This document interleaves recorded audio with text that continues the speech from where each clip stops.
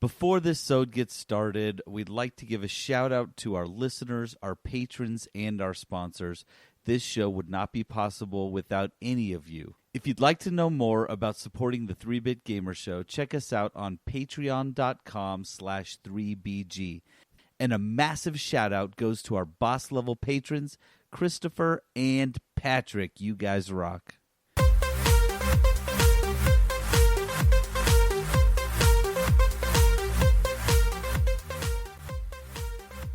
Dude, where is he? I mean, Trent's usually kind of late. It's probably just like stuck in traffic or something. Guys, I'm here. I made it. Finally. Trent, so glad to have you here. Yeah, man. So glad to be back on. So what are we talking about this week? Seriously? You come on the sode an hour late, then you ask us what we're talking about? Like, you didn't even plan anything? Kinda, yeah. Wait, you guys are planning? I mean, I wasn't, but I assumed you were, JD. Oh, no, not me. I always kind of figured the guest was supposed to be like our weekly expert or something. No, I'm pretty sure that's not the case. Oh, well, kind of too late now, guys. I already hit record. Okay, hold on 1 second. I'm just pulling up Google. Okay, video game. Okay, we're good. Go. Okay. You've just signed on to... Wait. No, logged into. You've just logged into the 3-Bit. No, 3-bit. Bit. You just logged into the 3-Bit Gamer Show.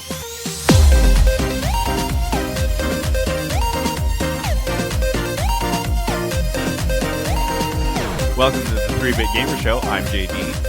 I'm Peterson. And this is Trent. And we're just mad-libbing this whole thing. Hey, It's gonna be good, you guys. hey, everybody! Welcome to the podcast. The Three Big we Show. got a podcast for you today. It's like that scene in Wallace from Gromit. We're just putting it in front of us, and then we're just kind of going. Live from the 3-Bit Gamer Show. The news.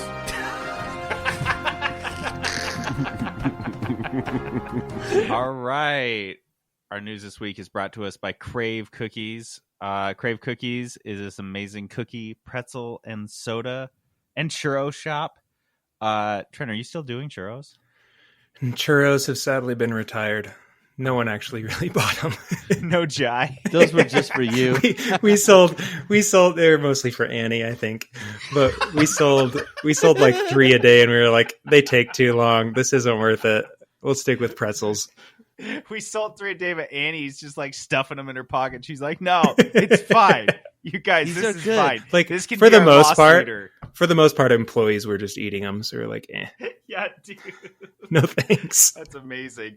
So yeah, you guys, if you're in Midvale, Utah, if you're around, you've got to check out Crave Cookies. You can find them at cravecookies.com or on DoorDash. They've got a drive-through, which is great. All right. So we have a metric butt ton of news So this much. week. So my God, it just kept coming. And it's like And all PlayStation big news, not just had like a huge announcement, and Microsoft couldn't leave well enough alone, and they had to come dump on it. Like, I guess we'll just start with that. So, the first bit is, I'm sure you guys all saw, and this is kind of what we knew would happen, was after the Xbox announcement, and they announced the price and the console. Obviously, the PlayStation was shortly behind. And so we have a full announcement of the PlayStation 5, of the console, and the PlayStation 5 Digital Edition, which I've got to admit is kind of a better naming standard. You think? Because it's literally what it is. Dude, I can't keep. And I the just don't Xbox see the stuff appeal straight. of paying $100 just so that I can use discs. I don't know. I'm all about the digital edition. What's funny, Yeah. because on my PlayStation, I have like loads of hard copy games. Like Tony Hawk, I bought the hard copy. But on my Xbox, I don't know if I have any. Yeah, I have a lot of hard copy games on my PlayStation. And so at this point, I feel like I'm locked into the disc because if I got a PS5, I could just get rid of my PS4 knowing I could keep all those discs and still play those games. But yeah, I don't know. So I feel like the announcement was it. If it's just me, you guys can correct me, but did it seem a little underwhelming? Well, I mean, it just seemed like we just heard this from Xbox. Like this is what Xbox told us, pretty much. There's not like, huge it's better. differences. Is it? No, I don't think so. I mean, I think I do think that they did tease potentially a better and improved VR experience, and possibly wireless VR. I can't confirm that. I mean, you'd but hope I think so, that's going to be because Xbox doesn't do VR, and so this is like a big differentiator for them. So they need to make it as good as they possibly can, because they have the exclusives, right? But they also have VR, which you're just not going to get on the Xbox. Microsoft's not interested. Yeah, and so like that, I think is the ongoing appeal with the PlayStation 5. But the PlayStation 5, I'm sorry, I didn't actually give the console price. It's $500 for $499 for the basic console, and then it's $399 for the digital edition. Is that correct? Yep. Is that the same as the digital one? Is $100 more than the Xbox digital one? Yes, and it's wait, the Xbox digital one's larger. only $299. Yeah, I missed dude. that. I was just going to get the Xbox subscription model. So yeah, dude, I just it's like so how freaking cheap. Like Xbox finally came out and they like get their price, and then a week later, PlayStation's like, yeah, same. We're the same. That's why I think I'm so underwhelmed. They didn't bring anything else to the table. But cool, guys. I mean, awesome. Yeah. Question for you guys: would you like to hear the specs on the PlayStation 5? We got to hear the specs. All right, I'll bring you the specs. I don't know what they mean, but we got to hear them. We got a full spec list that was revealed at Digital Foundry. So the CPU, of course, an 8X Zen 2 cores at 3.5 gigahertz with variable frequency, The GPU's got 10.28 T-flops, 36 CUs at 2.23 gigahertz, also variable frequency. GPU architecture is a custom RDNA 2, and the memory interface is a 16 gig GDDR6 256-bit. That's it. Oh, when did we get to GDDR6? I thought we were still on 4. I don't even know what that is referring to. I will tell you, it means you can play your PlayStation 5 games in 4K. And 8K for all of you people that have an 8K TV. Yes, all 4 of you. So basically, it is a better PlayStation 4 with like extra VR. I guess there's not really anything to linger on because we've already seen all the controller has to offer, and we've talked about that in depth. And the biggest thing that was revealed really from the Xbox thing was the little Xbox, which they kind of kept under wraps for the most part. So yeah, I feel like there's a PlayStation 5. It costs the same as the Xbox. Yep. Yay. All right. Great. Let's do yay. But also, Peterson, you wanted to talk about the pre-orders. So along with the release announcement, right? They finally told us when they were going to allow pre-orders. So of course, PlayStation fans are pumped. They're like, finally, this is what we've been waiting for, because previously PlayStation had said, hey, go ahead and sign up for our newsletter so you can have a chance at a pre-order, right? You gotta go sign in and log in to make sure you have a chance at pre-orders. So people are like, great, I'll do that. They said you'll get an email when pre-orders are up, and then you can go ahead and go log in and order yourself a PlayStation 5, no problem. but but there was a problem. Spoiler alert: there was a problem. First off, the retailers did not get the memo, at least the same memo, because they put theirs up 2 days before the PlayStation 5 pre-orders were up for everyone else. So if you went on to PlayStation's website, you couldn't have ordered one, but you could order one off of Best Buy or Walmart or Amazon. They all had them up.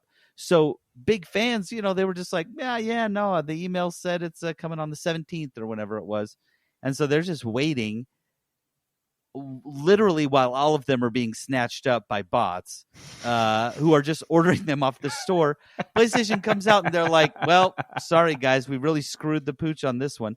They have a history of this. They do not use their email system. They say, we're going to use our email to notify you. And then they just don't. They just didn't email people. Guys, first, why are you keeping the pre-order date a secret up until like the week of? Dude, tell us 3 months in advance. I don't understand what the harm is in that. It shouldn't be a big secret. Then everyone's on the same page, right? The retailers know when to put it up. The average consumer knows when to log in, but no, they were like, and the bots know when to start filling out the form and clicking buy. Yeah, when to let go. Everyone know.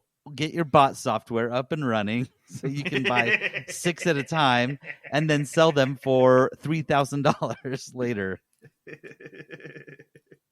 To the rich, lazy people that are like, I don't know, I'll just buy it off this guy for $1,500. That sounds reasonable. $1,500 on eBay. Yeah, well, at least I didn't have to go to the store. At least I didn't have to log in. Probably won't even play it. Yeah, at least I have it. Stupid assholes that don't have PS5. Well, it's Peterson. This doesn't seem to be like a common problem, though. Like that anyone in the gaming industry would be aware of.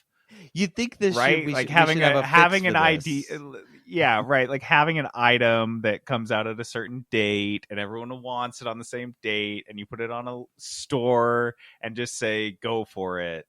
Yeah, throw and it in then your bots cart. You buy got all it. of them. That's not something that's ever happened before. I know, right? Except for it does happen all the time, because I think it was like 2 days later or something like that. The NVIDIA's 3080 graphics cards go on sale for pre-order. You can go in and buy them. Go buy the 3080. They're up, guys. For all the this price hype, of a small vehicle. for the price of a small vehicle, Like a Kia. you can go buy the 3080. And once again, bots snatched up almost all of the 3080s because they were allowing them to buy them 4 at a time. 4 at a time. Why would you need 4? What are we doing? Why do you not just figured this out? automatically say that each credit card number can only buy one? Dude, I will 4? never understand that. 4 at a time. Not to mention, I 4 still of just don't these? understand who needs a 3080 at all. But I I know can what still no run games. basically everything with my 1070. So Yeah. No, you Dude, need got to get that 2 3080. steps up. So yeah, God. all of them bought up by bots. I mean, you can find them. Go on to people who are selling them online on eBay or whatever. I think you can find them for like $1,500. I gotta look. Dude, it's crazy. Resellers are they bought up tons of them through bots. They And it's the stupid Founders Edition too. So like no one really wants those. yeah, dude. No, With like that. Oh, $1,700. That's insane. dude, I'm telling you, it's wild. But yeah, how did we not figure this out? So literally 2 days later, they're like, sorry, PlayStation. So in the video game news, PlayStation 5 pre-orders and 3080 pre-orders, the two are not related, are in the same news story, like all saying the same thing. What are we doing? How have we not figured this out? This is so stupid. And the consensus is, guys, don't buy them off resellers. They're doing this because there's a market. Just don't buy them. Just wait. Just wait like a month. It's never gonna happen. And a lot of Always- people who did order the PS5 off like Amazon. They sold out so quickly. Amazon sent them all an email saying, you might not get it on release day. We got hit too hard. You might not get them. So sorry. So the people who did, But we're going to keep your money anyway. Get them. Yeah. Yeah. Guys, just wait a month. Holy crap. You got to give a little startup like Amazon a break, right? They're new to this. They're struggling. This is their first time. Their inventory stuff. They've never sold anything Amazon's online strong before. Suit. They're just learning how to do inventory. Warehousing? What's that? Yeah, I mean, they don't even know, like, surge requirements. They don't know how to fulfill them. They've never done this, guys. Brand new. This is brand new territory. Yeah, they have no experience with it. Okay, so let's move on. That is a couple of announcements. We're just kind of going random news order. Actually, because we're on the 3080, let's do this NVIDIA thing, because news to me, folks. JD had a lot of business Googling this week. Not on purpose. Business ethics. Business Googling. I learned a lot of things about the different valuations of companies because apparently NVIDIA has $40 billion to spend with a B. I was like, I had no idea the company was that size. I knew their stock was surging and has been for a while. But let me just put this in context. NVIDIA's market cap is well over 3 times the size of Sony. All of Sony, folks. All of Sony. Every part of Sony is less just than the a third PlayStation. of NVIDIA. I just have no idea. NVIDIA in August went over a $300 billion market cap, which Intel hasn't gone over since the .com bust. Wow. So NVIDIA, since 2016, and I guess back in 2016, their stock price was like $15. And it's like floats around like $4.50 now. Yeah. Dude, most of it's this year. It's at 503 right now, but this year started at 183. Yeah, so news to me, the news story itself was very uninteresting. NVIDIA, I mean, to me, I'm sure it's interesting. I to, thought like, it was kind of anyone with a interesting. brain. Yeah, I just was like, meh. I just was occupied elsewhere. Peterson, do you want to talk about this then? Yes. So just really quickly, what they did is they bought a company called ARM, who was owned by SoftBank Group. So what they did was ARM has been doing AI. So they do AI software, and we know NVIDIA has been investing heavily into AI and that's why that's really where the money's at. They're making graphics cards and GPUs. That's a big part of their business. But also, right, they're building supercomputers and AI and stuff like that. So I will correct you, really just do a small correction, JD. They didn't shell out $40 billion in cash because they want SoftBank still involved. So they're doing it's closer to like closer to $20 billion in cash, and then $21 billion in stock, which is a lot. And so that's let's see, how many shares? It's 44.3 million shares. So SoftBank now has a 10% stake in NVIDIA. And also employees to ARM they're probably thrilled. They're getting $1.5 billion in equity. So it's dude, this is a sweet deal. But I think the cool thing about this is their ARM has been partnered with Cambridge in the UK, and NVIDIA has committed to keeping that branch of ARM at Cambridge, because now they're setting up Cambridge University to be like a state of the art AI research center. And so they said, yeah, we're going to build an AI supercomputer in Cambridge. So I mean, this is just another step towards getting better AI, where we'll have the internet of everything, right? And so, it's Dude, cool whatever news, gets us closer but scary. to yeah, just get us closer to the Terminator time. Can I get timeline. less Like, AI? Just a little bit. Just a little less just AI. mash the fast forward button. Like, let's fucking hurry it up, folks. 2020's been dragging. Yeah, where's our robot army? Dude, we are in Yeah. September and there is no robot army? aliens, What are you guys no doing? robot army, no AI taking over things. It'll be here for No- Halloween. Just wait. Yeah.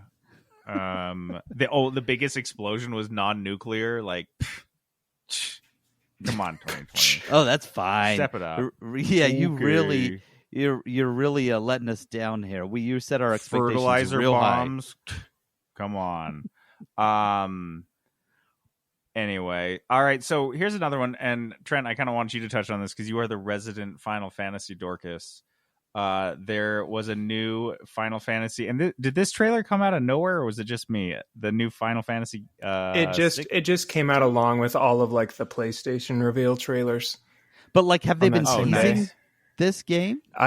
They had not even mentioned it. Like the only Final Fantasy they've been talking about recently is the remake, and when the sequel to the remake of Final Fantasy VII is going to come out.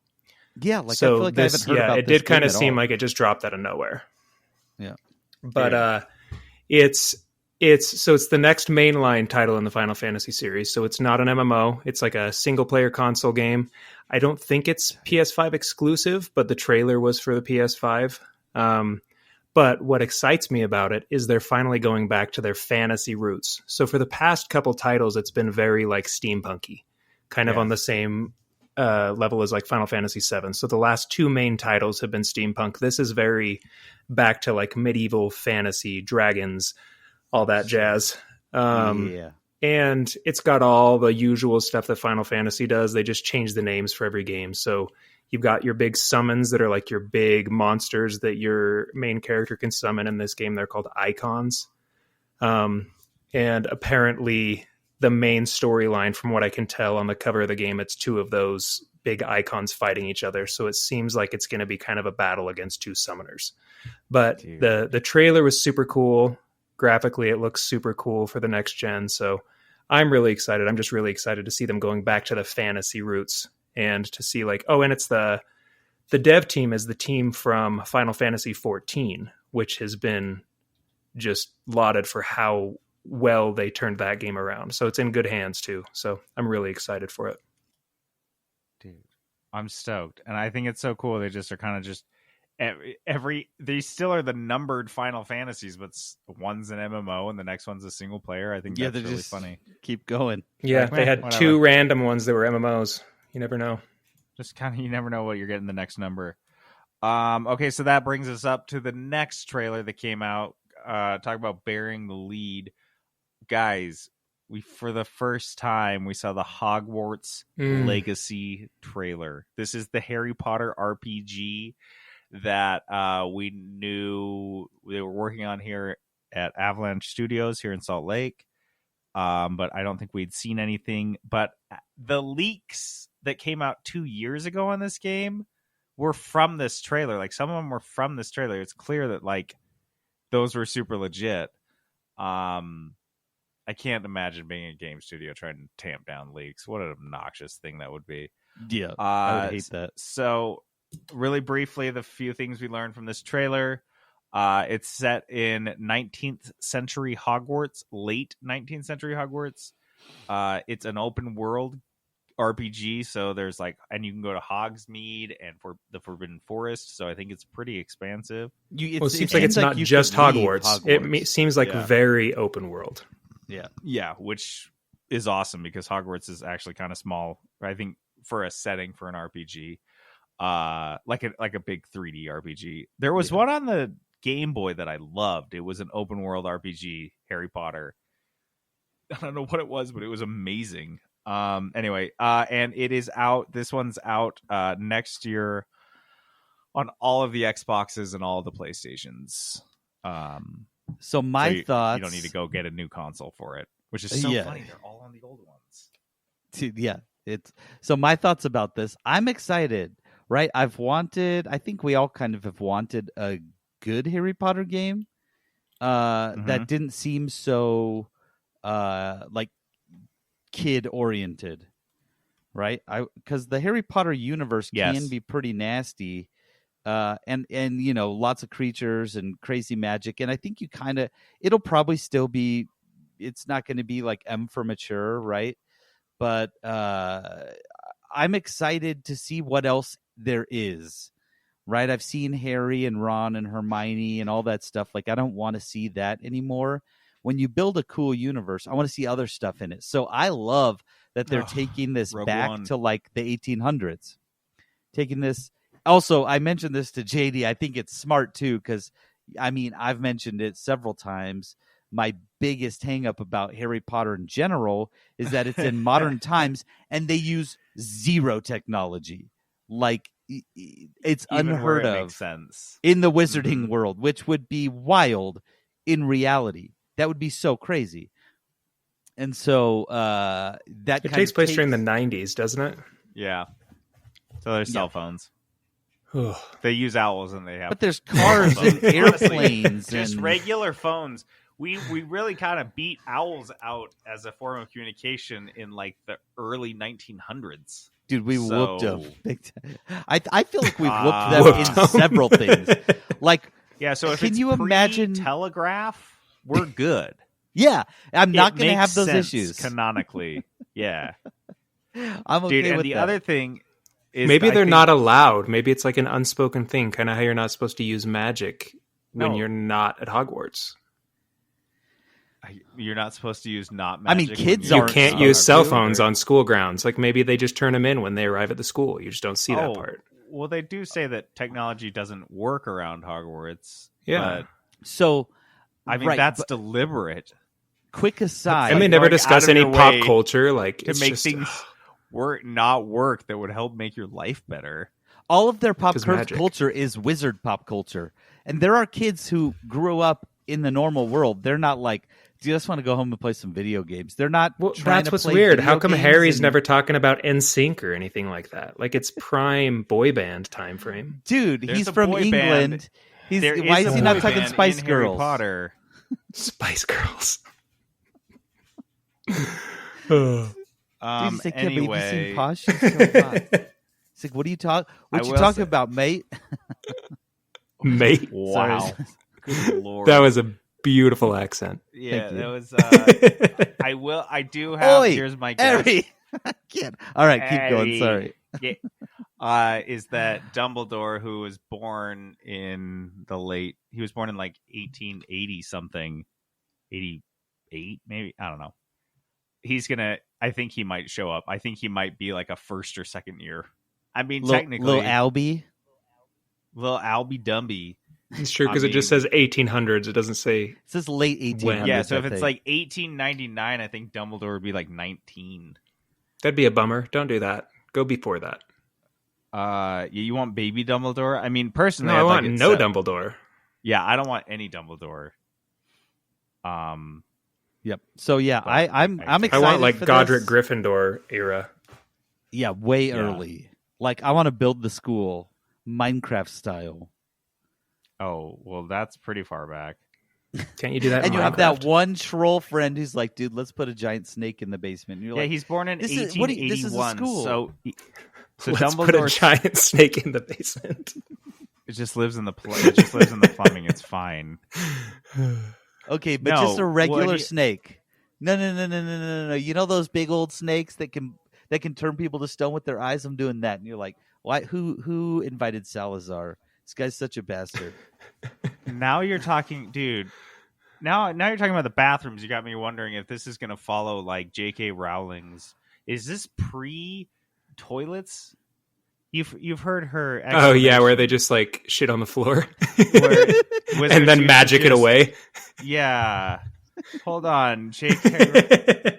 That's the I first remember spell this. they teach any wizard. They're like, "Okay, you need Flushio. to know." Yeah, the Oh first my thing they're like, so the first thing you learn as a wizard is you do not use a toilet. You shit yourself. That is rule number one. Listen. She says Hogwarts plumbing became more elaborate in the 18th century. This was a rare instance of wizards copying muggles because hitherto they simply relieved themselves wherever they stood and vanished the evidence. So this does take place within the same Maybe that's part of the quest period. line.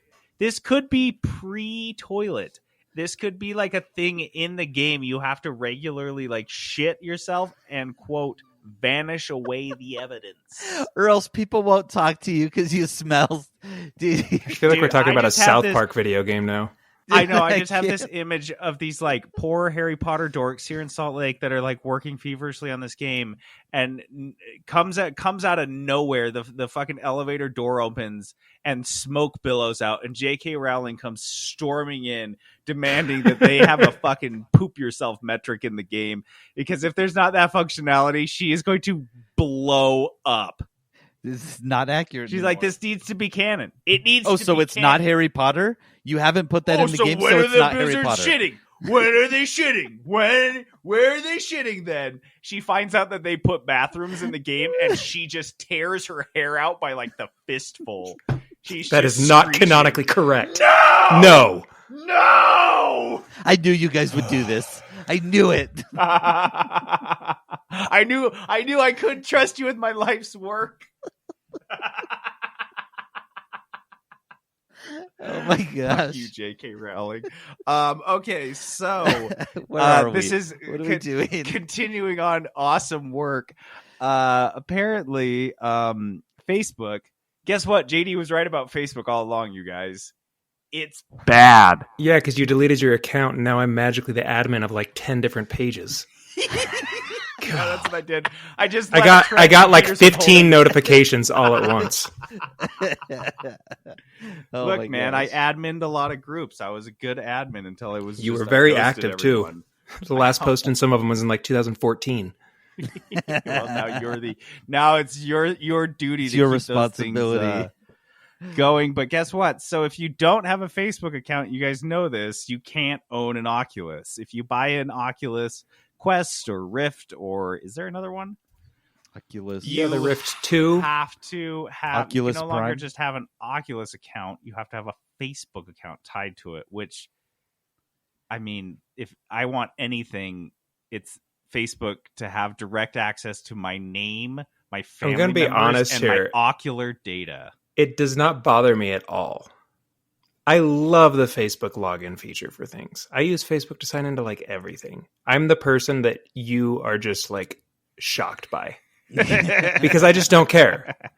Track me everywhere. Show me everything relevant to me. I don't care because you make me just everything is just easier. I get the best ads. I do get the best ads. Christmas is so easy for me. I know exactly what to buy. The internet just tells me what to buy. The internet gives me all the best baby stuff now. Trent is seriously like 3 steps away from it just auto-ordering stuff for him. It looks like Annie, based on her browsing history, would like this. It knows my monthly budget. As long as it doesn't go over, it can buy whatever it wants. You know, it's going to tell you what Trent your is monthly like- budget is. Oh my god. So anyway, this continues on, and I think its natural conclusion was that people were like, well, fine, I'll just make a fake Facebook account for my Oculus. And Facebook's like, nope, then you won't get to play your Oculus at all. So We want your data. You have to have so what this revealed is that Facebook is, yes, demanding that you have to have your legal name and date of birth associated with your account. And if not, you are at risk of getting banned and losing access to the big your VR thing you headset. just bought. Oh my gosh. I mean, yeah, sure. It's like one thing if it's a digital marketplace and you're on Steam, I guess, being a shitbird, and they like delete your games and you're like, oh man. But it's like you have this physical chunk of plastic that now is bricked by Mark Zuckerberg because he doesn't know your birthday.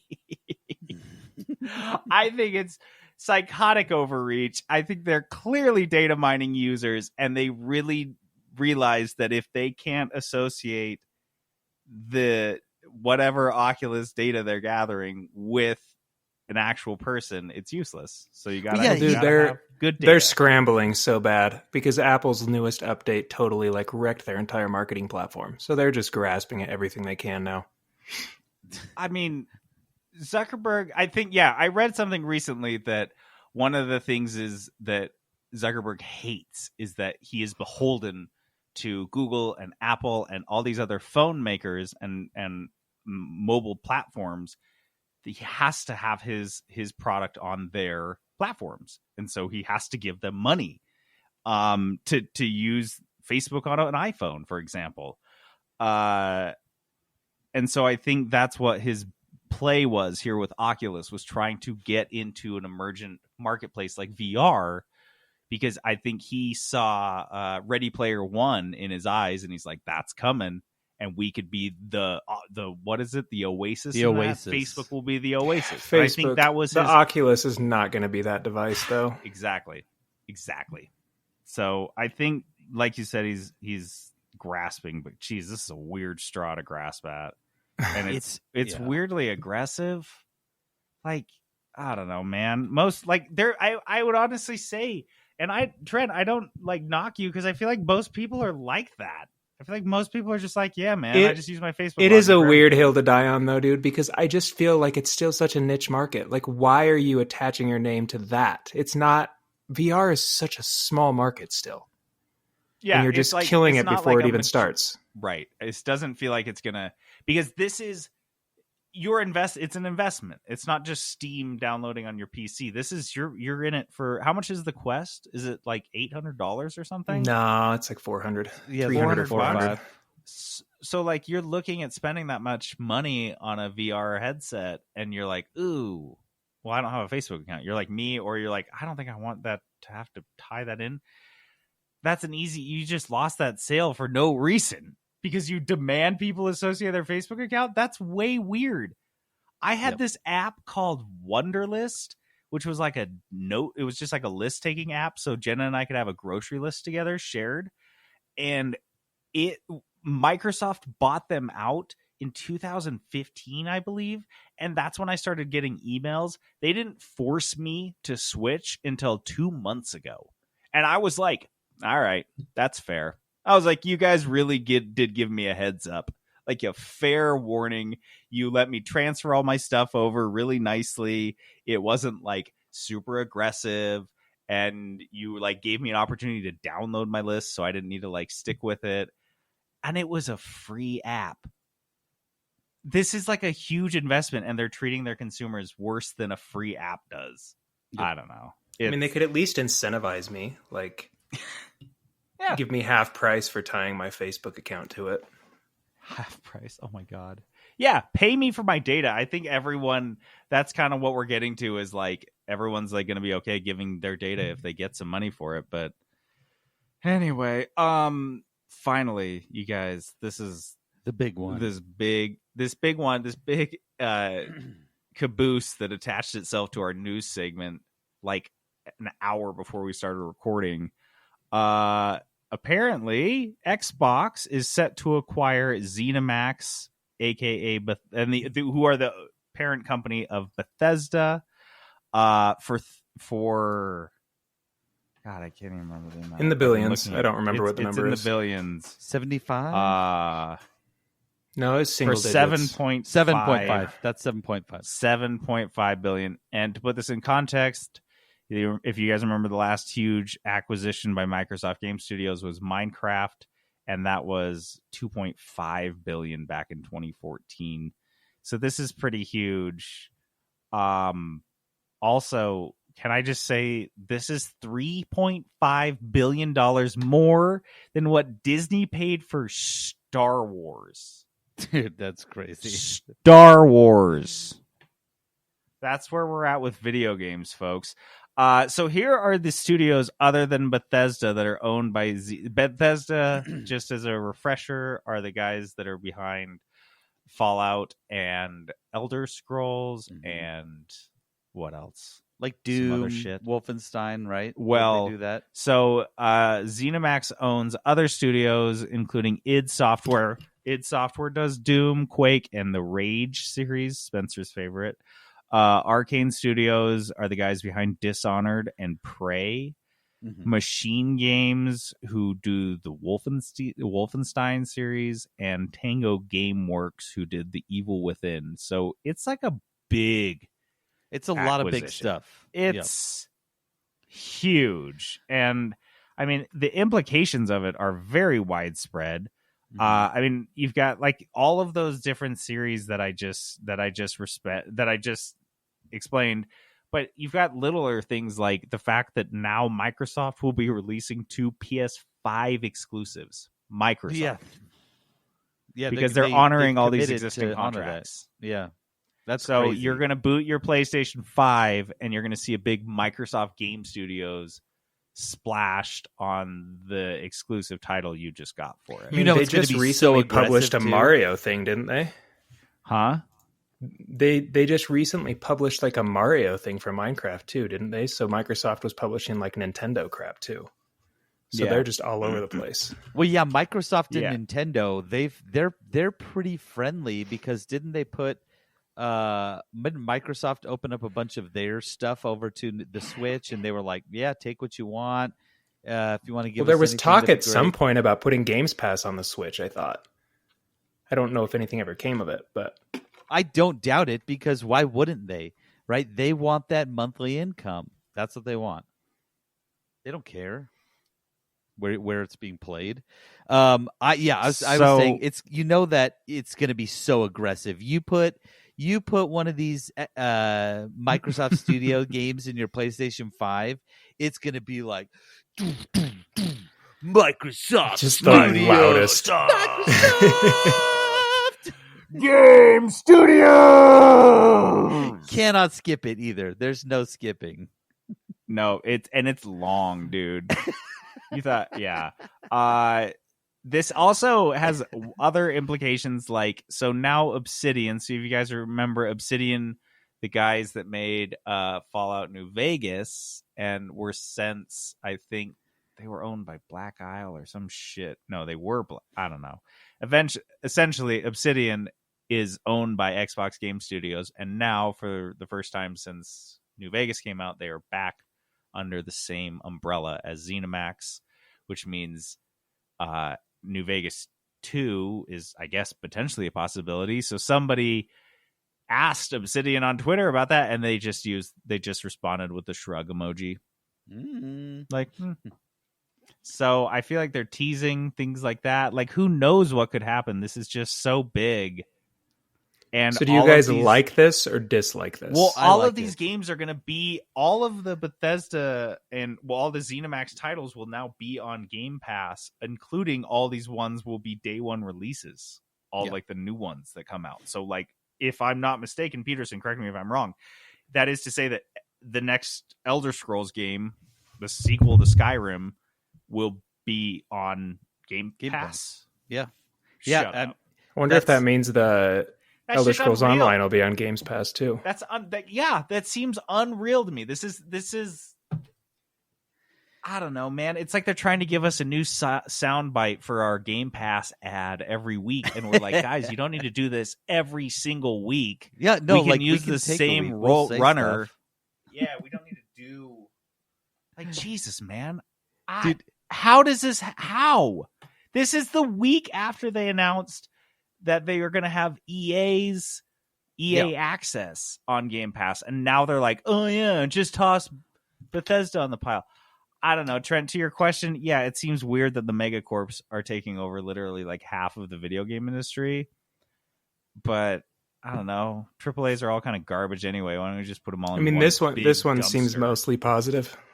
Yeah, Well, I mean, what I'm excited for is, and maybe this is unfounded, but I feel like they're not going to just buy Bethesda and then shut them down in 2 years, because they know the behemoth they have in the Elder Scrolls, in Fallout. Bethesda has Starfield. I mean, don't forget about that. That's their first new IP in like forever. I don't know, a decade, 2 decades. Well, and now 25 they years. can release Skyrim on the Xbox too. So They're going to do we'll all get of it. Skyrim And on so Games Pass, new version. It's going to be it's I think this is good. Give companies like Bethesda, who have a couple misses in a row now, give them some money and some leeway to actually make the good game that they wanted to make, that they need to make, right? Because if Elder Scrolls 6 comes out and it sucks, well, I mean, if Elder Scrolls 6 and Starfield suck, Bethesda's pretty much done. I mean, But maybe- yeah, I give them the money, give them the resources. I'm in. I like this. I like it a lot. I mean, maybe I'm crazy, and call me out if I am, but I feel Yeah, like you are. all of Sorry. the Oh wait, go ahead. all of the games underneath Xbox Game Studios have been fully supported, and like they've gone well. Like I don't hear a lot of buzz coming out of Xbox Game Studios like they're these overlording monsters. But then again, I didn't used to hear that out of Ubisoft, so maybe that is what's going on. It just seems like they're kind of hands off, and they more than anyone else recognize the value of like a good productive game studio. Well, and I mean, this is so. Here's the thing: Microsoft is a company that understands video games, right? They've been in the space Yeah. for a long time now, and I feel like, and I know I'm not alone in this. I feel like they're posturing, they're positioning themselves for future success. So they understand if they spend $7.5 billion right now, that's going to lead to long-term success. Same with Game Pass. I still don't understand how they're making money on Game Pass. There's just so many games on there that I have access to now. But I think they're setting themselves up to be that massive behemoth. If you want to play video games, you've got Microsoft product. You're using Game Pass. That's what they want. They want you to be on Game Pass. They want you to give them monthly $10-15 because that is where the real money's at. It's not buying the one-off game that they've made. Oh, we just spent 8 years and made the Elder Scrolls 6. Now you're going to buy it one time and you'll be done. That's not where the money is. The money is that monthly subscription. I've been paying for Game Pass for, I don't know, 2 years now, $10 a month for 2 years. There's no way I would have spent all of that money in Microsoft Studios video games in that time. And so, I mean, I think it's brilliant. They're getting money that they weren't getting before from the same market that they're already a part of, but they're just setting themselves up, which is why I trust them right now. I trust them to do good things because I feel like they're doing right by the consumer right now. And ironically, they're getting much closer to the Oasis than Facebook is because they're following that rule of getting Facebook is not going to get us there. Well, they're getting 1 billion paid subscribers, which, by the way, Facebook is free, so you don't have people that are that invested in it. When you're invested in like Game Pass, you're in like financially, you're invested in it. Emotionally, because now you're like, dude, every game that gets added to it, now I'm cheering on Game Pass. I find myself cheering for a mega corporation because I get more video games for free. I mean, I live in hell, guys. 2020 is a fucking nightmare. What's going on, guys? This is on the JD Megacorps. says this like every time I talk to him. This is how all of our conversations end. So I think we're getting to the end of the segment because this is how all of my conversations with JD end. I don't know. 2020 wrap on sucks. that. I live in hell. Good night. Going to bed. Hopefully, I fall asleep. Should have gone to bed. Oh, that's a classic. Oh man.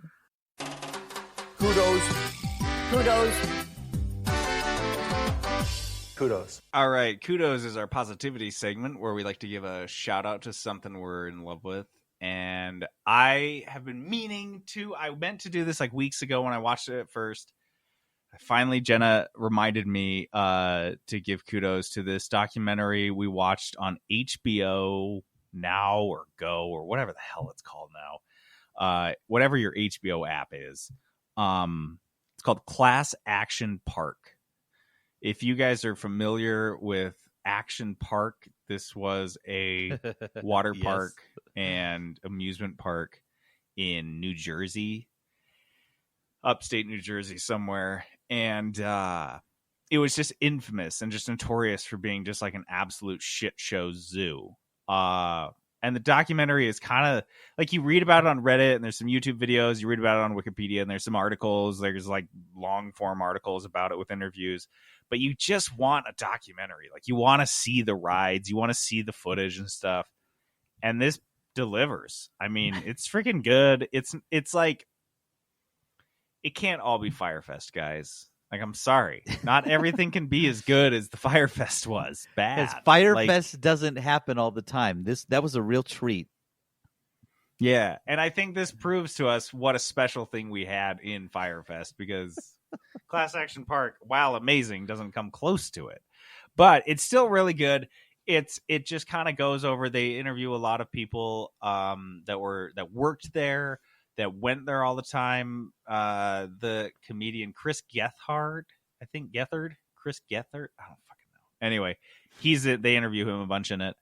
But guys, the funniest thing about this whole freaking documentary, is someone that grew up in Salt Lake, is most of these rides were at Raging Waters. Like, they make such a big deal about it in this show. Like, oh, this ride was awful. And oh, this ride could kill you. And oh, this ride scared the shit out of me. And oh my God, this was so dangerous. And I was like, dude, that was my childhood. They act like this was some elusive thing. I was like, that was just the 90s. Yeah, that was Raging just how Waters. we did. They had this one Raging Waters. Trent, you remember that one where you had to drag the big heavy metal sled up the stairs?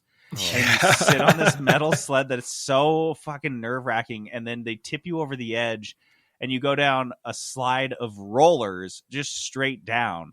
So I guess what the biggest revelation for me was that the dude that came up with this, he basically invented the concept of a water park. So he was also inventing all of these water slides without like an engineering degree or anything. He's just like a Boy Scout out there. Like, I bet we could just like push a sled down. And then they're like, he's like, oh, okay, we'll add rollers. And so like, what he's doing is he's taking his teenage employees and giving them like, he'd build a crazy fucking slide that looks like it's going to kill you. And he'd go up to the top of it and like hold $100 bill. Like, who's going to go beta test this slide? Oh my gosh. They put down a bunch of dummies, and the dummies kept coming out like all mangled with their heads off and stuff. So he's like, nah, fuck it. Throw a kid down there. Here's $100. Like, he weighs less. Resilient. Yeah. But then you go to Rage, and then I'm like, dude, we had that at Raging Waters. That guy just invented a slide that like I went down on as a kid that had like absolutely no engineering standards applied to it. Like the sled one where you actually caught air off that first hill. Yeah. You always thought you were going to fly off. Yeah. Sure, some people did. That's portrayed, and they like have this like, well, okay, to be totally fair, there are aspects of Action Park that are unseemly in how there was I won't spoil it. Just watch it. That's on HBO. We're going long, but it's Class Action Park on HBO. If you like water slides or anything 90s, just give it a look. See. Do you guys have any kudos? I remembered what I was going to give kudos to, and then I remembered that I'm not giving kudos to Mulan because we watched it and it was mediocre. So I remembered that's what it was, because I kept saying, gosh, there was something, and it was gonna be Mulan, but I didn't really like it, so it's not Mulan. Dude, if I'm paying $30 for a movie I'm watching in my house, it better be Endgame or better. And it better have Mushu. Like, it better be the culmination of 10 years of cinematic, like billions of cinematic dollars of movies, or better. Or better. I have a kudos. Oh, go ahead. Wait, keep going. No, you go. I was going to say, all I'll say is that I wasn't bummed that it wasn't a musical and that it didn't have Mushu and all that stuff. I thought it looked cool. The actual movie is pretty soulless. You don't really feel invested into it at any time. It was just kind of like, oh, yeah, okay. Like, that's the only way I can describe it. It just was, you never felt anything, which is not what you want out of Mulan. That's such a cool story. So, yeah, save your $30 and just wait till it comes out in like November, December, and then watch it with the kids for free. Mm-hmm. That was a tight anti-kudos. Trent, do you have a real kudos, though? Yeah, it's a short one. The WandaVision trailer came out today. Ah, shit, I didn't watch that. Is it dope? It's dope, and I feel like in a year where like you're grasping at some form of entertainment to come out, I'm really excited. Yes. And it looks like just as off the wall and goofy as I expected it to. So I'm stoked. I'm super into that. Okay, well, thank you for bringing us with a real kudos. Okay, so we have a voicemail. Guys, if you don't know, the 3-Bit Gamer Show does have a voicemail box, like the ancient times. If you go to our website at 3bitgamershow.com, and there's a giant green button that says leave us a voicemail. Like, it's very enthusiastic, guys. It wants you to leave us a voicemail.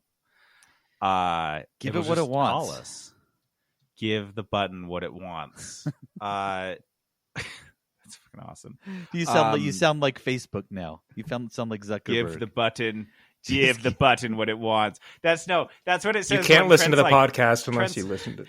Trent's like, oh, I think I'm a little over my ad budget, Facebook. I don't think I can buy anything else this month. And that's what Facebook says. Give the button what it wants.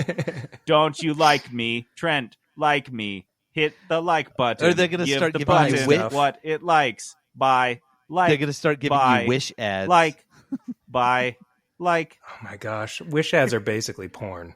Have you seen Wish ads? Yes, dude. They can advertise anything. Facebook, it's a Chinese company. Facebook doesn't care. They don't follow any of the rules. No, I've they seen don't. everything advertised on Wish. Yeah, me too. I was like, why am I getting this ad? I don't want to see this anymore. And I thought you were saying their ads were so good it was like because you ad as a porn? consumer of ads, you're like, this is like pornography for an ad. Oh, fanatic dude, I to love Facebook it. has like the tightest regulations on what's allowed to be advertised, and then Wish just advertises sex dolls. Like, literally anything. Yeah. That's amazing. Okay, on that note, let's play this voicemail from Peter. Hey, 3-Bit Gamer guys and gals. This is Peter, calling you with an existential question. I recently have gotten into gaming again. I have an Xbox One X, and I have enjoyed the experience a lot. Big Game Pass fan. And so I was talking with my wife. I was like, yeah, I think I should get a new system. We got the new Xbox Series X. We got a PlayStation 5. I was like, but, you know, I'm an Xbox guy. I really like it. I like having the most powerful console. It makes me feel like a man. So I'm going to get that. And then my wife said, why don't you get a PlayStation since you already have an Xbox? And this way you can get the exclusives and stuff like that. And then I started looking at it, and there's lots of exclusives on PlayStation that I want. You know, you got Final Fantasy 16 and all kinds of other stuff. And so now I'm really stressing about it. The price point, you know, it's going to be the same thing either way, and I'm really stressing over whether I just want to get a better Xbox or open up the PlayStation options in my life. So if you have any advice for me, it would be greatly appreciated. Thanks. Bye. Okay, Peter, thank you for blessing us with your existential question. It's fantastic. And I do relate to an Xbox One X making you feel like a man, because that's why I went out and bought a 2070. And I liked that NVIDIA released the 30 series card and immediately removed all the manliness. So now I have to buy a bigger card for $1,500 on eBay so I can feel manly again. So you can feel, yeah. No, I get it. So and I then relate. You got to go buy an That's 8K what I'm saying. TV. All I'm saying is I relate. Yep. Do you guys have an answer for Peter's quandary? I have one. I have a great answer. I feel like Let's the hear it. only way you're going to feel like a man is if you just buy them both. Oh, power move. Just is stop with the BGE question. right You're there. going to spend more time debating. Just buy them both. Yeah, Trent's rule typically is on a purchase decision where it's like one thing or the other. He's like, if I spend longer than 5 minutes thinking about it, that's a sign to just get both of them. Look, my mom taught me, if you want something, just buy it. Oh, this is brilliant. This advice. This is awesome. If you want My something, mom taught me, if you want something, just buy it. Dude, Peterson, is your advice Facebook similar? loves Trent. I'm telling you. Facebook loves Trent. Facebook just knows what it has in Trent, and it's like, I mean, the Facebook admins that watch Trent's behavior are like, dude, Zuck, we could literally charge this guy to scroll Facebook, and he'd be like, yeah, it's only 2 cents. What am I gonna scroll I something? can't give Facebook 2 cents. Like, look at those dope Wish ads. Oh my gosh. Okay, so I do have some advice. Peter, I'm not sure if you've ever mentioned if your wife listens to the show. If she does, you need to stop her from listening right now. Okay, I'll give you a second. Okay, so here's what you do, Peter. That's just me and you, Peter. Your wife's not in it. It's just me and you. Okay, you have an Xbox Series X. That's fantastic. That's great. You got a picture of I Peterson's feel like you hand should on your get closer shoulder. to the microphone Yeah, now. Peter, Like listen up. ASMR status here. Okay, Peter, listen up. Listen here. I know you like your Xbox. You need to break it on purpose, but subtly. You have to break it because here's what you're going to do. You're going to order the PlayStation 5. Okay? Order it. Get it. You're done. Let your wife know that was the deal. Like 3 weeks later, I want you to fry your Xbox's hard drive. I don't care how you're going to do it. Just do it. No. Okay? No, you And have then- to. You got a twofer. And then you tell her, oh my gosh, we're going to miss out on all of those Game Pass exclusives. I love it so much. She's going to buy you an Xbox for Christmas. You just need to prime the pump a little bit. Oh, man, you got to keep complaining about it. You got to let her know there's a $300 version of it out there. You got to prime the pump. You lost You're all your gonna save get game one for data? Christmas. No, Dude, I'm telling you, Peter, it'll I have work. a simpler solution that requires far less manipulation, but it's just Buy as both. effective. No, you are going I to don't kill like this two birds with approach one already. stone. Because there's two things you need to accomplish with Peterson's plan here. You need to get a new Xbox, and you need to break your old one. And you also need to make your wife feel bad for you. So that she buys you the Xbox. So the trick is, in a very public manner in front of your wife, you need to trip, fall on the Xbox, and break it with your face. Just go face first through it. Because then she's seen you accidentally break it. She feels terrible because your face broke it. And then every time she looks at the Xbox shaped cut in your forehead, she's Your like, bruised face. I have to go get him that new Xbox because I feel so bad about He's his just a face. walking advertisement No, to his wait. wife. He's got the X like branded into his forehead. I like that we're iterating on this. I've got one extra step you can add to this to make it even seal the deal, okay? You need to trip on something that's hers. So she'll feel extra guilty that you tripped on her thing that she left Yes. out. No. You need to trip Gym on bag, her. shoes. If she's like bent over, like tying her shoe or something, Dude. perfect time. No, listen, wake up early in the Xbox morning while she's kamikaze still in the edition. bed. Put the Xbox next to her. Trip over her while she's in bed. She'll wake up. She'll be horrified. She'll buy you a new one. Catch her sleeping with your Xbox. Okay.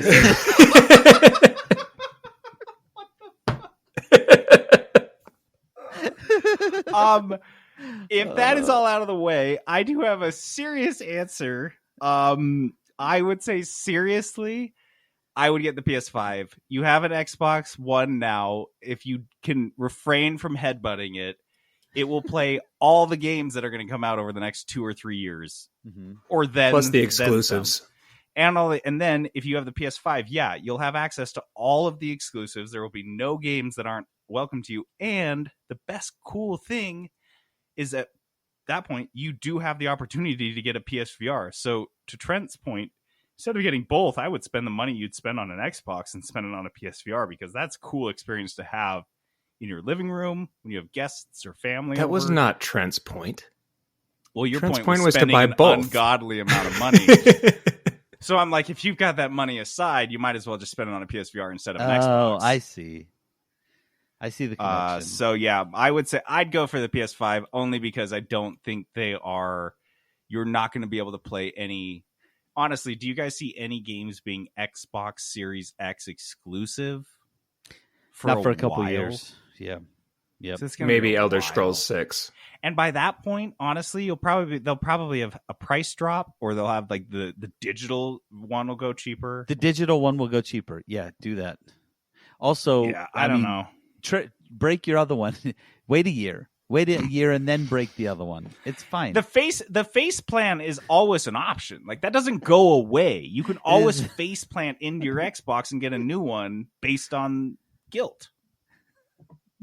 That will always be an option to you. Plan B. I know it's my plan now. I'm going to chip a tooth. Kelsey doesn't listen. So you have a dumb Xbox whistle? Oh my god! Oh. Xbox. I'm gonna chip a tooth. My Xbox. I can't believe I broke my Xbox Series X. Break this front tooth on my Xbox. Hun. Peterson, I need to know for Christmas. Are we getting you the Series S or the Xbox Series X? Series the S Xbox or Series S? Are you serious right now? PlayStation. PS5. PlayStation 5. Dude, nailed it. Amazing. Okay, we nailed it. Okay, so we actually do have one segment this week that is non-news related. I know it's the only thing we were able to squeeze in. But based on the Harry Potter time frame change, which I think has been universally praised and well received. I think everyone has been into it. I think in the Harry Potter lore, the entire 20th century is so messy that setting a game during it would be a nightmare. The 20th century in both the wizarding and the Muggle world was a nightmare. Hey, guess what? It kept going into the next century. Sorry. I got to wondering what other games could benefit from a time frame switch or a change, like move the time frame on 200 years this way or the other, and what would be best. And Peterson, you said you had a good one, and I'm so curious, and I've been biting my tongue all week. What is yours? Well, I don't know. I don't know if you'll think it's good, but so one of my favorite book series. What's your shitty one? Well, I have a good one if his sucks. So one of my Trent's like, shut up, Peterson. I can't. Oh man. Okay. One of my favorite book series by Brandon Sanderson is Mistborn. Stop laughing. I can't. Oh, you're right. I do think this sucks. Okay. No, I'm not even there yet. Is Mistborn. Is there a Mistborn video game already? No. Let me finish. Both of you shut up. I feel like I misunderstood this question already. No, you didn't. You This didn't. is my Peterson preface. did. Okay. I'm going to cut all this. I have the power. I'm going to dub you guys into. That's a great idea, Peterson.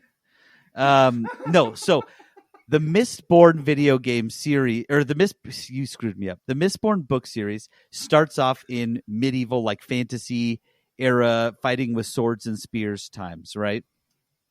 The next trilogy in Mistborn moves on to like the era. What is it called? The industrial age, where they've got trains, but they still have the same magic system. My biggest complaint about fantasy genre as a whole is that they always have this backstory where, back in our history when we first landed 10,000 years ago, and the people have not progressed in 10,000 years. So I want to see a popular fantasy series progress into an industrial age setting. So I want to see, and there's two games I want to see this from. I want to see it in The Witcher, or I want to see it in The Elder Scrolls. Because both of these have magic systems. And like the Witcher magic system, for example, is based primarily off of, they call it the art, right? Some people have it, some people don't. You're kind of born with it. Some people can do, like there's a few things that some people can do that all people can just do. But most of it, you have to be born into it. So I love progress The Witcher 200 years to where they've got guns and trains Yeah. and all that stuff, right? They've got all that starting to get into modern technology, but you also have you've got this magic system based on chaos, based on, the art, and you have the same classes or the same races. You've got dryads and stuff, but they've kind of mixed into this world together. And then you still have the Guild of the Witchers who are hunting these bad creatures that still exist, just in a different setting. That's what I want to play. I want that. We've done magic in fantasy so much, and we do see magic in modern settings a lot of times, like in space games. It's some kind of like electrical mind magic or something. But I want to see like Final medieval Fantasy magic. Yeah, I want to see medieval magic mixed in the same way Brandon Sanderson did with Mistborn Era 2. And maybe the magic has changed over the last 200 years because just the way people have been kind of intermixing with other races and stuff, and the Witchers were kind of getting breeded out or something, even in the time that the game takes place. And so I want to see that. I want to see how that progresses, and I want to play that game. I want you to play Geralt with a gun, right? Magic and a gun, and Dude, that's what I want to do. I think everyone's sleeping on new time periods for fantasy. That's why I loved Bright so much. It wasn't like the I strongest loved that film. movie. Yeah, but like the world was amazing, and I liked how they just were so bold with it. They're like, "Hey, it's L.A., it's Los Angeles, but fantasy." So it's like, yeah, it's just one of these billions of timelines where this fantasy world basically ended up evolving into what essentially looks like a modern day Los Angeles. Yep. I love that. I had two, and they were both kind of similar, but whatever. I'll break them up. My first one is I will confess I haven't read the book, The Silmarillion, but I've read a lot about it. That was almost mine. Yeah. I don't know. I just like the lore, the Lord of the Rings lore, even if I haven't read like all of the extended works of like Christopher Tolkien and shit. I do like reading about the summations of these. And I think the emergence of Morgoth, who was Sauron's former master, he was basically one of the most powerful, if not the most powerful, like demigod or kind of mini god. He's the origin of all evil in Middle Earth. He's someone vastly more powerful and evil than Sauron. And he came out before Sauron and had very much had a story. And I think that there's a story to be told there. And I think basically having an RPG would be a more consumable format for the information in the Silmarillion than the Silmarillion. Such a nightmare to read. I agree. But yeah, I mean, this is a world in which there are Balrogs and dragons just around, just everywhere, like tons of them. Big spiders and like craziness. They're just like giant gods playing games before even the emergence of man. There's gods, there's demigods, there's it's kind of more races on emerging, the races supernatural version of Lord of the Rings, right? Yeah, and so if you're gonna do an RPG like Shadow of Mordor or whatever, like take it to 11. Go, just hit the rewind dial all the way back to the allegorical Lucifer, and like let's fucking do this because it's so tight, and the stories that are to be told there that are kind of like briefly covered, but not in a cool way in the Silmarillion. Mm-hmm. As long as you don't turn any of like the Balrogs into sexy babes, I think it could be dope. I'm out. I need sexy babe Balrog. Babe Rogs. Oh yeah, dude.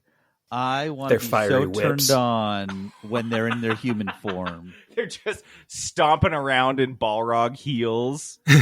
You shall not ask. I feel like that's a real movie. Yeah, but one we're not going into on this. Trent, do you have one? Yeah, mine is Pokemon. Kind of on the same line as like I like this. Rewind. So I want to see a Pokemon game like way back when the first humans appeared. And they're first discovering Pokemon, and there were like the Mew population was like out of control. There were Mews everywhere. How did I all come of up with the this one? all of brilliant. the legendary Pokemon were like commonplace, and you're just learning how to interact with Pokemon. You're not really battling with them. You're just learning what they are. You're learning how to train them. You're just learning all of that stuff. Because I love the Pokemon series, but every single game just assumes that you're a Pokemon trainer. You're going to train these things to fight for you. I want to learn why or how that actually came about. I think that would be super fun. Just being like a researcher. Oh, that would be super That's dope. brilliant. I love that. That's a really great one. Peterson, do you have another one? No, you go. I have one. I have my last one. This is kind of similar to my Lord of the Rings thing, but something that I was really fascinated by in Skyrim, and you really have to dig in Skyrim to get it. You have to talk to a lot of people and suss out a lot of dialogue and read a lot of history books within the game to gather all of this, which was kind of a pain in the ass. But if you guys remember, the game of Skyrim is set around the context of a civil war that's happening in Skyrim. And the crux of this war is that God, I don't want to get too nerdy with Elder Scrolls lore, but the You're already there, basically, bro. You're already there. Oh my God, the Empire is being influenced by the Alfari Dominion, which are basically the elves. So the elves have gone to war with the Empire of Tamriel, which is this big continent. And they have basically won this war. And in order to capitulate, they've forced the Empire to ban the worship of Talos. And Talos was this godlike figure that was worshipped throughout Tamriel because he was the first and only man to unite the whole continent under a single empire.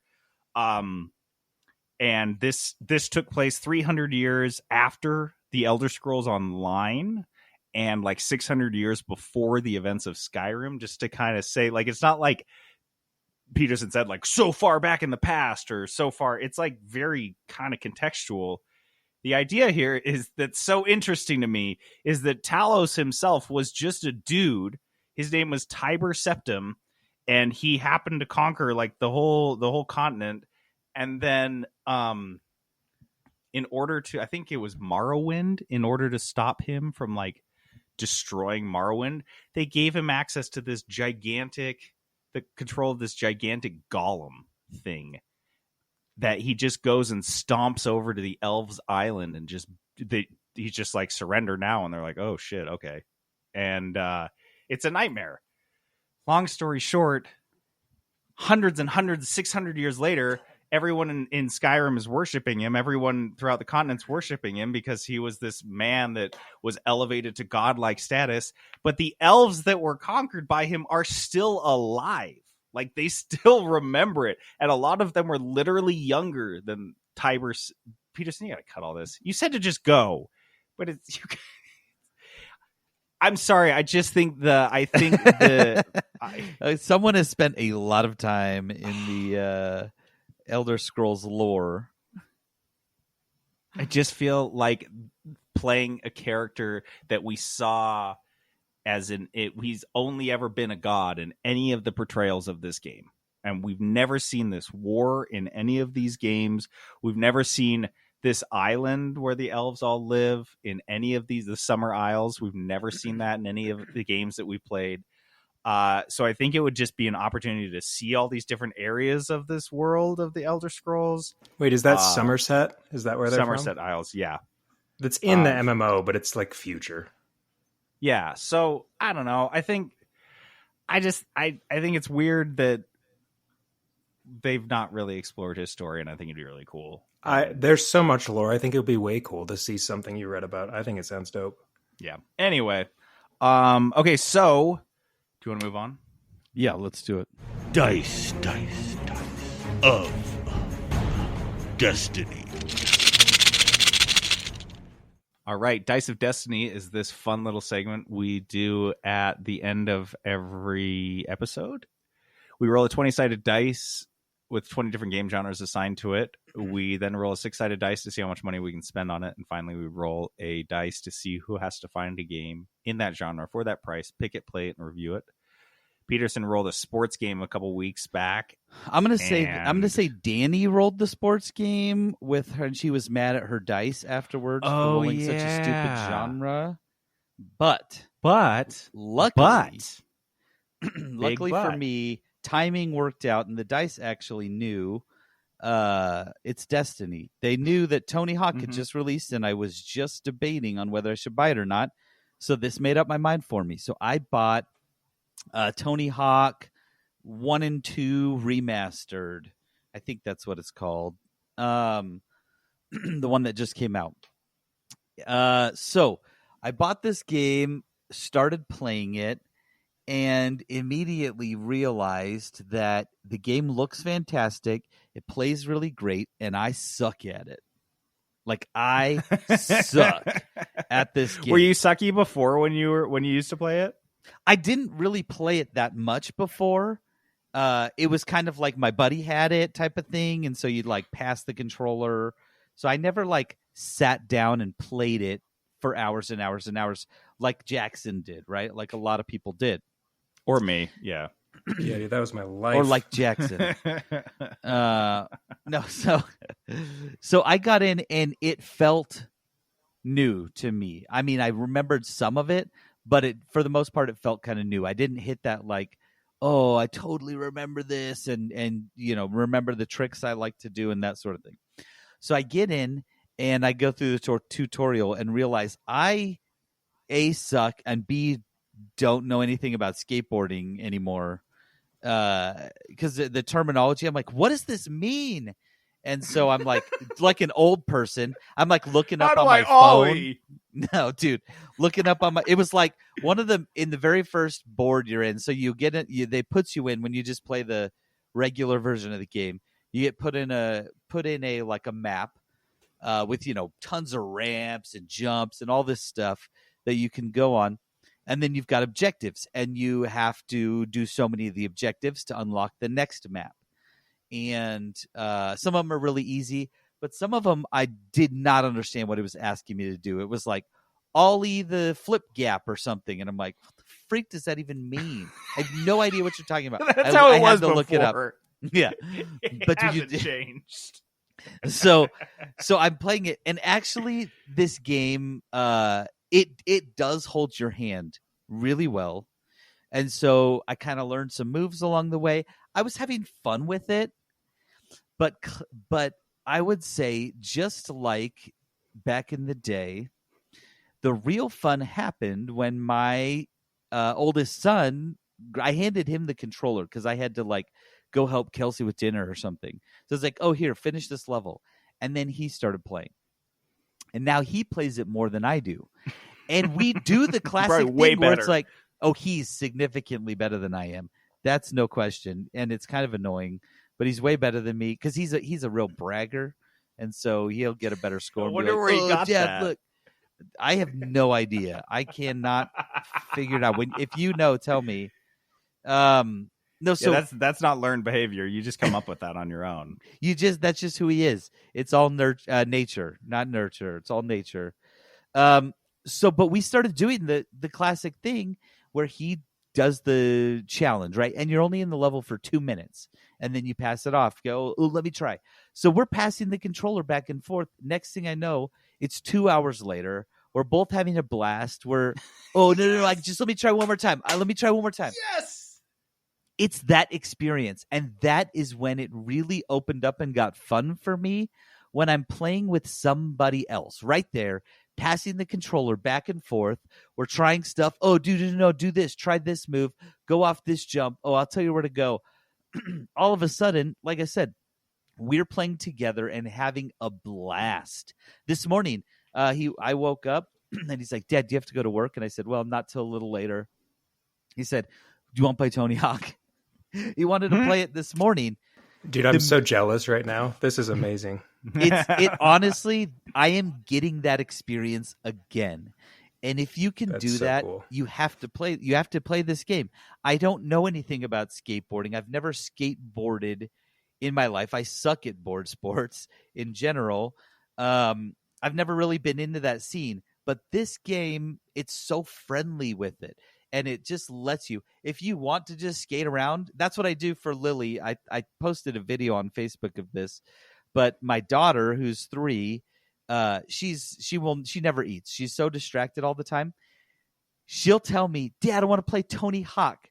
She says that all the time. Dad, I want to play Tony Hawk. I hand her the controller, put her in free skate, and just let her go around. And she just watches Tony Hawk crash. And I taught her how to jump, so she'll just sit there and jump. And I watched that video you sent me at least half a dozen times. dude, I did too. Showed It to kills me Jenna. every time. Just She's watch it on repeat. I'm like, what are you doing? And she's like, playing video games. He killed me. So, dude, this game is so accessible. I hand the controller to Lily. She plays for 30 minutes while I put food in her mouth, because I'm not kidding. That's the only way I can get her to eat a significant meal. But yeah, dude, she wants to play it. She's 3. She asks me today to play Tony Hawk.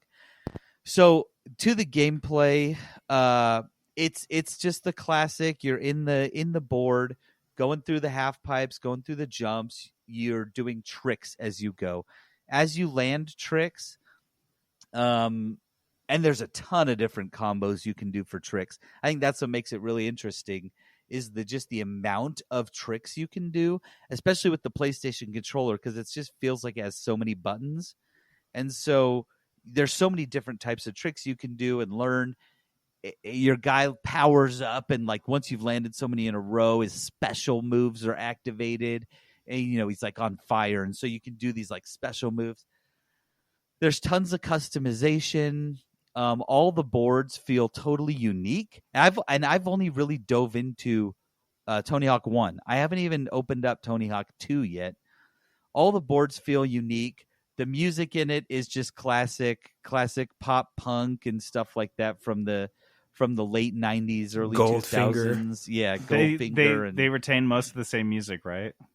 Yeah, definitely. And so the tons of customization you can do on your character. It is a very good game. And guys, it's not a full price game. It's not $60. This is a $40 game. And so I would say buy it any price, because I would say buy it the price that it's at. Buy it $40. It is very much a memorizing combos, kind of like a fighting game. It feels similar to a fighting game, how you're trying to memorize button combinations, but it makes it very easy to, I don't know, I want to try a new trick. You hit, I can never remember I'm terrible at remembering what the buttons are on the PlayStation controller. Hit square and down, and it does something different than when you hit square and up. So Tony Hawk, buy it any price. This is a great game. Absolutely fantastic. Play it with a friend, play it with somebody. You'll time will fly by. If you have a PlayStation, buy it, man. It's not even that nostalgia factor for me, because that didn't really hit. It's just the genuine fun that I'm having. But I love that playing it with Graham. Without the nostalgia factor, you're still getting the same experience, I think, that Trent and I had in the 90s. Yeah, I love that. Dude.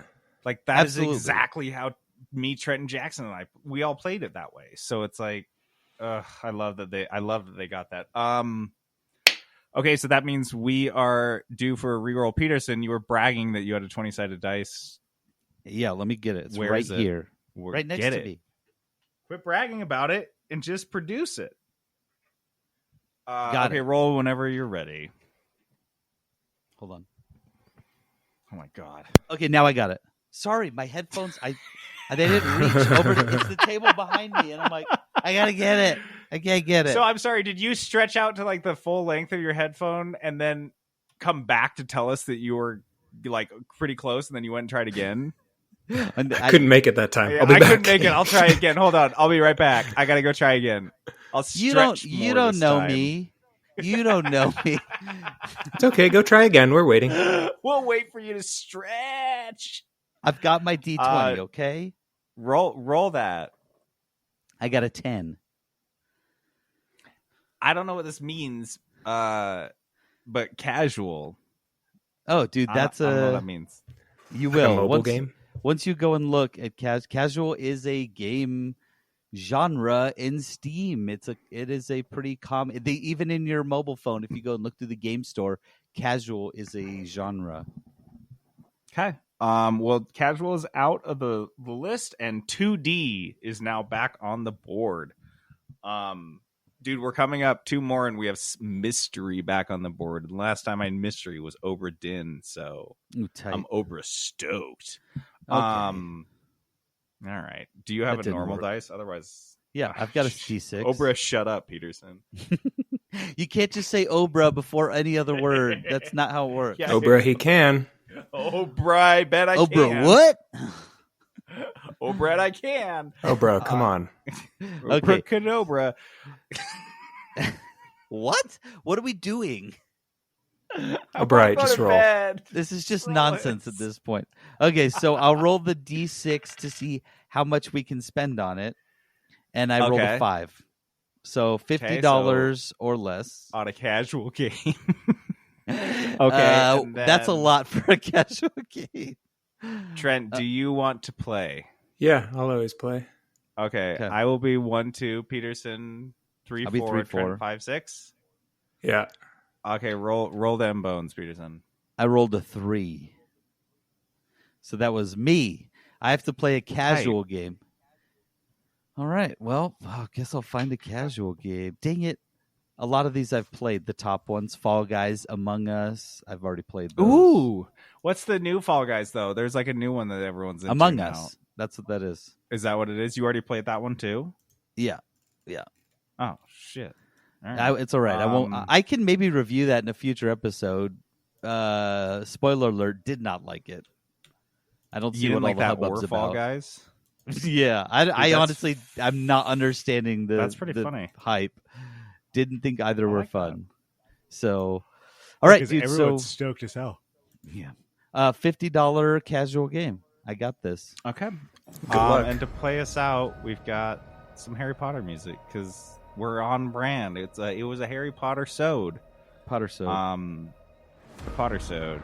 Guys, if you haven't already, find us on Discord. Apparently, it's like a hell of a quest to find us on Discord, so I'm no longer giving instructions. Just go find us. I don't know how. You'll figure it out. A lot of people figure it out on their own. This is your quest. It's a challenge. Not ours. This is a challenge. We are just the quest giver. We will reward you with all the bounty of the Discord itself once you arrive at your quest location, but we can no longer offer you any further assistance on your quest to find the Discord. Sorry. That's my new thing. If you just find it. Just find the Discord. Find the Facebook. Find the Twitter. There's a YouTube channel too. Bet you didn't know that because you can find it. Go Good find our luck. shit. We've been doing it. Just do it. Or leave us a voicemail, 3bitgamershow.com. Anyway, I'm obviously falling asleep, so I'm JD falling asleep. This is Peterson going AFK. This is Trent logging off.